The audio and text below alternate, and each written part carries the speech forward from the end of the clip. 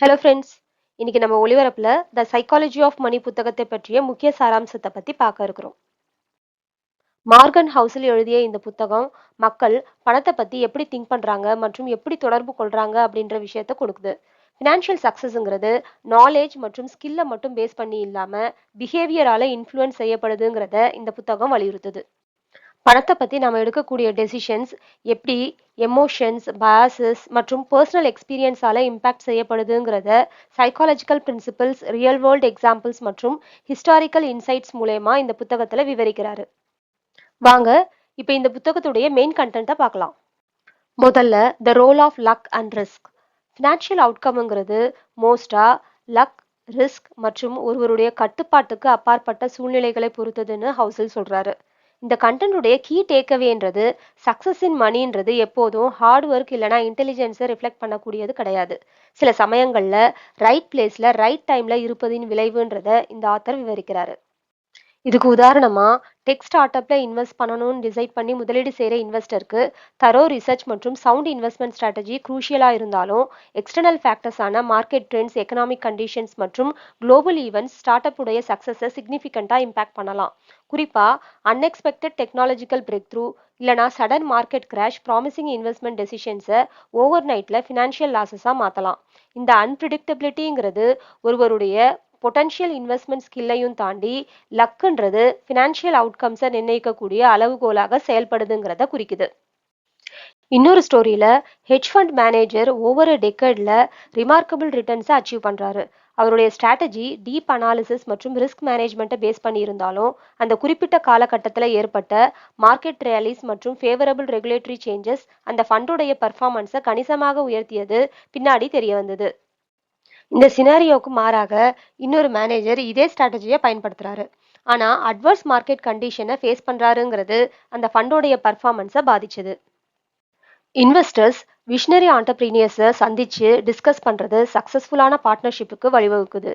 ஃபினான்ஸ்ல இருக்கக்கூடிய இந்த inherent risk, அதாவது உள்ளார்ந்த ஆபத்து, ஃபார்ச்சுனேட் மற்றும் மிஸ்ஃபார்ச்சுனேட் என்ற இந்த ரெண்டு ஈவெண்ட்டுக்கும் சாத்தியமானதுங்கிறதுனால சில சமயங்கள்ல ஃபினான்ஷியல் சக்சஸ்ங்கிறது இண்டிவிஜுவலுடைய டேலண்ட் மற்றும் ஸ்கில்லை மட்டுமே பொறுத்ததுன்ற ஸ்டேட்மெண்ட்டுக்கு சேலஞ்ச் ஆனது.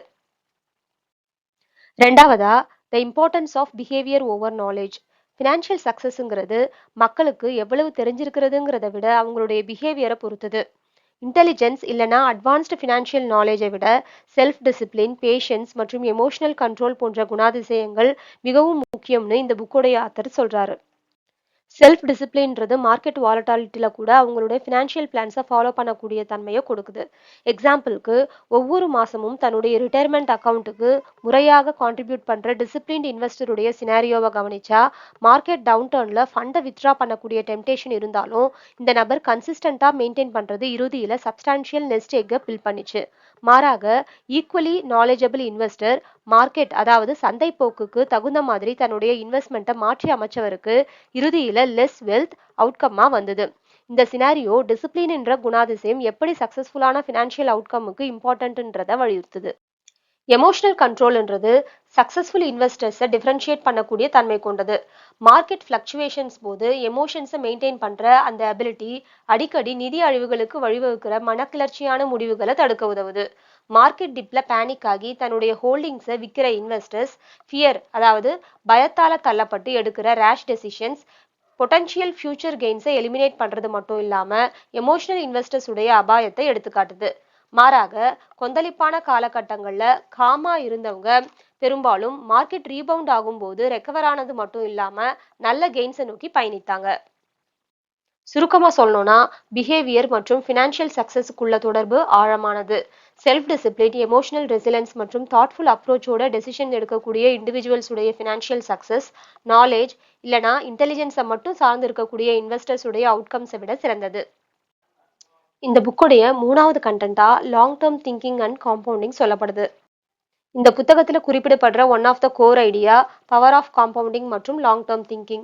பேஷன்ஸ் மற்றும் கன்சிஸ்டன்சி உடைய இம்பார்ட்டன்ஸ் எப்படி சின்ன சின்ன சஸ்டைன்ட் எஃபர்ட்ஸை ஓவர் டைம்ல சிக்னிஃபிகண்ட் ரிசல்ட்ஸா குறிப்பா இன்வெஸ்ட்மெண்ட்ல உருவாக்குதுங்கிறத ஹவுஸில் வலியுறுத்துறாரு. ஒருத்தருடைய ஏர்லி மற்றும் கன்சிஸ்டன்ட் இன்வெஸ்ட்மெண்ட் எப்படி அதிகமாக காம்பவுண்டிங் எஃபெக்ட் உடைய வேலையினால அதிக ரிட்டர்ன்ஸை கொடுக்குதுங்கிறது ஃபினான்ஷியல் டெசிஷன் மேக்கிங்ல பேஷன்ஸ் உடைய இம்பார்ட்டன்ஸை குறிக்குது. மார்க்கெட் ஃப்ளக்சுவேட் இல்லைன்னா டவுன் ஆனாலும் திரும்பவும் மீண்டு வருங்கிறது நம்மளுடைய ஹிஸ்டாரிக்கல் டேட்டா தெளிவுபடுத்தி இருக்கு. அதே மாதிரி மார்க்கெட் டவுன் டர்ன்ல ஃபியர்ல பணத்தை எடுக்கிறத விட தங்களுடைய இன்வெஸ்ட்மெண்ட்டை மெயின்டைன் பண்றவங்களுக்கு அவங்களுடைய லாங் டேர்ம் ஃபோக்கஸ் ரிவார்டை கொடுக்கறத தவறது கிடையாது. வெல்த்தை பில் பண்ணணும்னு நினைக்கிறவங்களுக்கு இந்த அண்டர்ஸ்டாண்டிங் முக்கியமானது. குயிக்கா கெயினை சேஸ் பண்றதை விட லாங் டேர்ம் இன்வெஸ்ட்மெண்ட் ஸ்ட்ராட்டஜிக்குரிய சஸ்டைன்ட் கமிட்மெண்ட்டை இந்த கருத்து முன்வைக்குது. அடுத்தது இந்த புத்தகத்துல குறிப்பிடப்படுற முக்கியமான content money as a personal matter. Personal values, experiences மற்றும் கோல்ஸை பொறுத்து பணத்தை பற்றிய மக்களுடைய எண்ணம் டிஃபரன்ஷியேட் ஆகக்கூடியது. ஃபினான்ஷியல் சக்சஸ்ங்கிறது டீப்லி சப்ஜெக்டிவானது. இந்த அப்ரோச்ல எல்லோருக்கும் ஒரே அளவு பொருத்தமானதாக அமையாது. லைஃப் சர்க்கம்ஸ்டன்சஸ் ஃபினான்ஷியல் கோல்ஸை வடிவமைக்கிறதுல முக்கிய பங்கு வகிக்குது. உதாரணத்துக்கு, தன்னுடைய கெரியரை தொடங்கிய யங் ப்ரொஃபஷனல் டெட் ரீபேமெண்ட் மற்றும் எமர்ஜென்சி ஃபண்டை பில்ட் பண்றதுக்கு ப்ரையாரிட்டைஸ் பண்ணலாம். அதே மாதிரி ரிட்டையர்மெண்ட் நெருங்கக்கூடிய நபர் வெல்த் ப்ரிசர்வேஷன் மற்றும் ஹெல்த் கேர் காஸ்ட்டை பிளான் பண்றதுக்கு ஃபோக்கஸ் பண்ணலாம். Shifting nature of life circumstances பொதுவா ஜாப் சேஞ்சஸ் இல்லைனா ஃபேமிலி டைனமிக்ஸ் மற்றும் எக்கனாமிக் கண்டிஷன்ஸ் ஒரு தனிநபருடைய ஃபினான்ஷியல் ஆப்ஜெக்டிவ்ஸை ப்ரையாரிட்டைஸ் பண்றதுக்கு இன்ஃப்ளூயன்ஸ் பண்ணக்கூடியது. பர்சனல் வேல்யூஸோட ஃபினான்ஷியல் கோல்ஸை அலைன் பண்ணுறதுக்கான இம்பார்ட்டன்ஸை இந்த புக் ஹைலைட் பண்ணுது.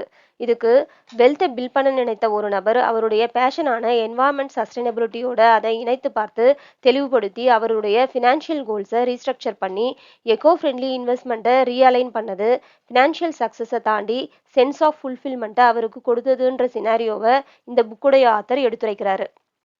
இந்த சினாரியோ எப்படி பர்சனல் ஃபினான்ஷியல் கோல்ஸ் அவங்களுடைய வேல்யூஸ், சர்க்கம்ஸ்டன்சஸ் மற்றும் ஆம்பிஷன்ஸோட இணைக்கக்கூடியதுன்றதை வலியுறுத்துது. இந்த ஃபேக்டர்ஸை ரெகக்னைஸ் பண்றது அந்த இண்டிவிஜுவலை மோர் மீனிங்ஃபுல் அச்சீவபிள் ஃபினான்ஷியல் பார்த்த அவங்களுடைய ட்ரூ ஆஸ்பிரேஷன்ஸோட இணைக்க உதவுது. அடுத்தது ரிலேஷன்ஷிப் பிட்வீன் மணி அண்ட் ஹாப்பினஸை பற்றி இந்த புக்கோடைய ஆத்தர் சொல்றாரு. பணம் எப்படி ஒரு தனி மனிதனுடைய ஹாப்பினஸ்க்கு ஒரு சர்டைன் பாயிண்ட் வரைக்கும் காரணமாக அமையுதுங்கிறத இந்த புக் எடுத்துரைக்குது. பேசிக் நீட்ஸ் மற்றும் ஃபினான்ஷியல் செக்யூரிட்டியை தாண்டி வரக்கூடிய பணமானது நம்மளுடைய ஹாப்பினஸை இன்க்ரீஸ் பண்ணுறதுக்கு எப்போதும் காரணமாக இருக்கிறது கிடையாது. அக்யூமுலேஷன் ஆஃப் வெல்த்தை விட ஒருவருடைய ஃபினான்ஷியல் இண்டிபெண்டன்ஸ் மற்றும் தனித்துவமாக செயல்படும் தன்மைன்றது அந்த நபருக்கு அவருடைய லைஃப்ல அதிக திருப்தியை தரக்கூடியது. மணி அண்ட் ஹாப்பினஸ் இணைந்து பயணிக்கக்கூடிய தூரத்தை ஃப்ரீடம், செக்யூரிட்டி மற்றும் இண்டிபெண்டன்ஸ் என்ற கான்செப்ட் நிர்ணயிக்குது. இந்த ஃபினான்ஷியல் ஸ்டெபிலிட்டியை ரீச் ஆகக்கூடிய அந்த பாயிண்ட் இண்டிவிஜுவலுக்கு அவங்களுடைய வேல்யூஸ் மற்றும் டிசையர்ஸை தேர்ந்தெடுக்கக்கூடிய சாய்ஸை கொடுக்குது. உதாரணமா எசென்ஷியல் எக்ஸ்பென்சஸ்க்கு தேவையான பணத்தை வச்சிருக்கிறதுங்கிறது ஃபினான்ஷியல் நெசசிட்டி பேஸ் பண்ணி ஓடக்கூடிய திங்கிங்கை ஓவர் கம் பண்ணி அவங்களுடைய கெரியர் மற்றும் ஹாபிஸை நோக்கி அவங்களுடைய பயணத்தை தொடங்க அனுமதிக்குது. இந்த ஃப்ரீடம் ஜாப் சாட்டிஸ்ஃபேக்ஷன் மற்றும் பர்சனல் ஃபுல்ஃபில்மெண்ட்டை கொடுத்து ப்ரோஃபவுண்ட் சென்ஸ் ஆஃப் ஹாப்பினஸ், அதாவது ஆழமான மகிழ்ச்சிக்கு வழிவகுக்குது. ஃபினான்ஷியல் செக்யூரிட்டின்றது மற்றொரு இம்பார்ட்டண்ட்டான ஃபேக்டர். ஒருத்தர் அவருடைய ஃபினான்ஷியல் நீட்ஸ்க்கு தேவையான ஃபினான்ஸை வச்சிருக்காருன்ற அறிதல் அவருக்கு பீஸ் ஆஃப் மைண்டை கொடுக்குது. உதாரணத்துக்கு, ஒருத்தர் எமர்ஜென்சி ஃபண்டை பில் பண்ணியிருக்காருன்ற தன்மை அவரை ரொம்ப செக்யூர் மற்றும் ஒவ்வொரு பேச்சைக்கையும் எதிர்பார்த்து வாழக்கூடிய ஸ்ட்ரெஸ்ஸை குறைப்பது. ஃபினான்ஷியல் செக்யூரிட்டி எப்படி ஒருத்தருடைய எமோஷனல் வெல்பீயிங்கை இம்பேக்ட் பண்ணுதுங்கிறத குறிக்குது. ஹாப்பினஸ் ஈக்குவேஷன்ல இண்டிபெண்டன்ஸும் வைட்டல் ரோலை ப்ளே பண்ணுது. இந்த இண்டிபெண்டன்ஸ் தனிநபர்களை அவங்களுடைய பேஷன் மற்றும் அவங்களுடைய எக்ஸ்பீரியன்ஸ்ல முதலீடு செய்யக்கூடிய வாய்ப்பை கொடுக்குது. இதுக்கு டிசிப்ளினா சேமிச்சு ரிட்டையர்மெண்ட்டுக்கு அப்புறம் வேர்ல்ட் டிராவல் மற்றும் வாலண்டியர் ஒர்க்ல ஈடுபட்ட ஒரு நபரை எடுத்துரைக்கிறாரு. இந்த sense of independence wise financial பிளானிங்கால வளர்க்கப்பட்டு சென்ஸ் ஆஃப் சாட்டிஸ்ஃபேக்ஷன் மற்றும் ஹாப்பினஸை கொடுக்குது.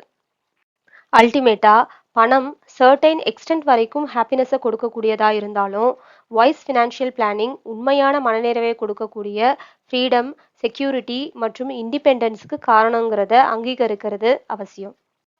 அடுத்தது இந்த புக்கோடைய ஆத்தர் சொல்ல வர்றது எமோஷனல் பயாசஸ் மற்றும் ஃபினான்ஷியல் டெசிஷன்ஸ்.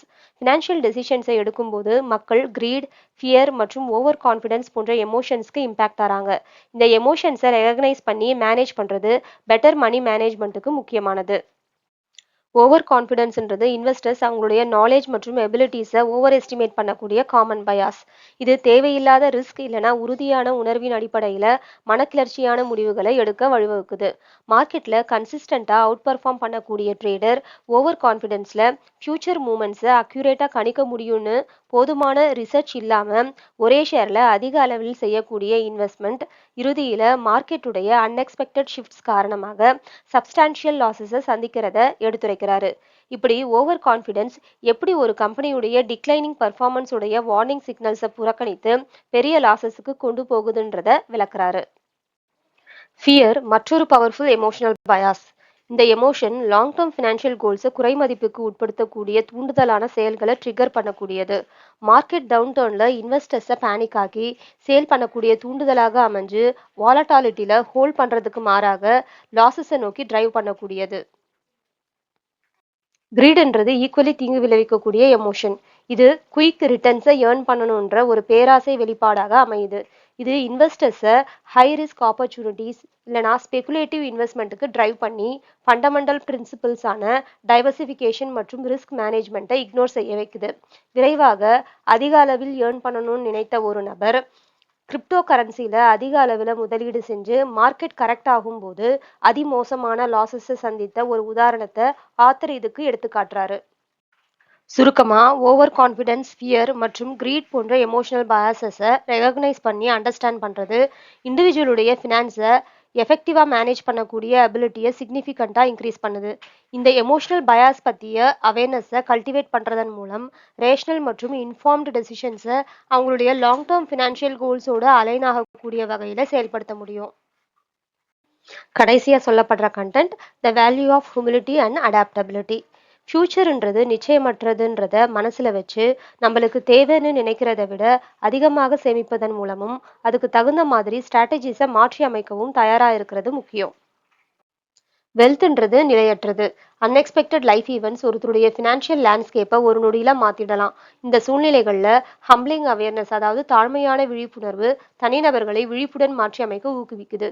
இதுக்கு உதாரணமா சக்சஸ்ஃபுல் ஆண்டர்பிரீனியர் விரைவான உயர்வை அனுபவித்த பிறகு அன்எக்ஸ்பெக்டட் எக்கனாமிக் டவுன்டர்ன்ஸ் அவருடைய பிஸ்னஸை அச்சுறுத்தும் போது அவருடைய ஹம்பிளிங் அவேர்னஸ்ன்றது மென்டருடைய அட்வைஸ் மற்றும் அவருடைய பாஸ்ட் மிஸ்டேக்ஸ்ல இருந்து லேர்ன் பண்ண வழிவகுத்துது.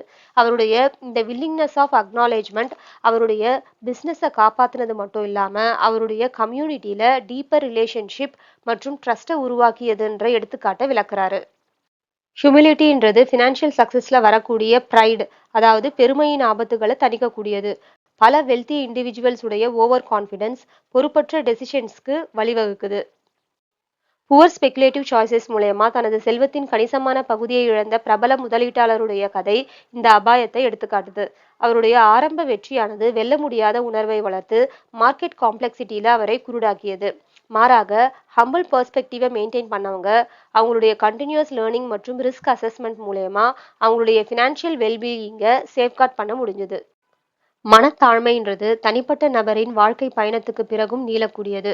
உண்மையான செல்வம்ன்றது நிதி சொத்துக்களின் அளவீடு மட்டும் இல்லாம மற்றவங்களுக்கு வாழ்க்கையில ஒருவர் ஏற்படுத்தக்கூடிய நேர்மறையான தாக்கம் என்பதை உணர வைக்கக்கூடிய இந்த உணர்வு மற்றவங்களுக்கு திரும்பி கொடுக்கறதுக்கும் ஆதரவளிப்பதற்கும் முன்னுரிமை அளிக்கக்கூடியது. இந்த தன்மை சமூகத்துல நெகிழ்ச்சியை வளர்த்து எதிர்பாராத வழிகள்ல கொடுப்பவருடைய வாழ்க்கையை வளப்படுத்தக்கூடியது. ஹம்பிள்னஸ் ஒருத்தருடைய வாழ்க்கையின் பயணத்தை தாண்டி பயணிக்கும்ன்றதுக்கு ரீசெண்ட் எக்ஸாம்பிளா ரத்தன் தாத்தா சிறந்த உதாரணம்னு சொல்லலாம். த சைக்காலஜி ஆஃப் மணின்ற இந்த புக்குடைய அடிப்படையான கருத்து எமோஷனல் மற்றும் சைக்காலஜிக்கல் டிரைவர்ஸை புரிஞ்சுக்கிறது லாங் டேர்ம் சக்சஸ்க்கு தேவையான ஃபினான்ஷியல் டெசிஷனை அடைவதற்கு முக்கியமானது. சுருக்கமாக சொல்லணும்னா ஃபினான்ஷியல் சக்சஸ்ன்றது மாஸ்டரிங் டெக்னிக்கல் ஃபினான்ஷியல் ஸ்கில்ஸ் மட்டும் கிடையாது, மாஸ்டரிங் யுவர் ஓன் பிஹேவியர். இந்த வீடியோ உங்களுக்கு பயனுள்ளதா அமையும் நம்புறோம். மற்றொரு முக்கியமான தலைப்பில் மீண்டும் சந்திப்போம். இந்த வீடியோ பிடிச்சிருந்தா லைக் பண்ணுங்க, கமெண்ட் பண்ணுங்க, சப்ஸ்கிரைப் பண்ணுங்க. நன்றி.